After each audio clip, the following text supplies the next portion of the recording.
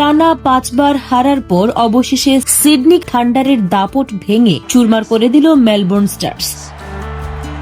Big Bash লিগের 14তম ম্যাচে আজ মানুকা ওভালে যা ঘটল তা এক কথায় অবিশ্বাস্য। টস হেরে প্রথমে ব্যাট করতে নেমে মেলবোর্নের বোলিং তোপে দাঁড়াতেই পারেনি সিডনি থান্ডার।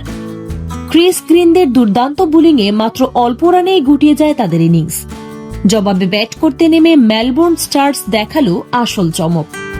জো ক্লার্কের 37 বলে 60 আর গ্ল্যান ম্যাক্সওয়েলের 20 বলে 39 রানের এই বিধ্বংসী ইনিংসে ভর করে 36 বল হাতে রেখেই 9 উইকেটের বিশাল জয় তুলে নেয় স্টার্স। এই জয়ের ফলে টুর্নামেন্টে টানা 4 জয়ে পয়েন্ট টেবিলের একদম শীর্ষে এখন মেলবোর্ন। সিডনিকে হারিয়ে এই ঐতিহাসিক প্রতিশোধ কি মেলবোর্নকে চ্যাম্পিয়ন হওয়ার পথে একধাপ এগিয়ে দিল? আপনার মতামত কমেন্টে জানান।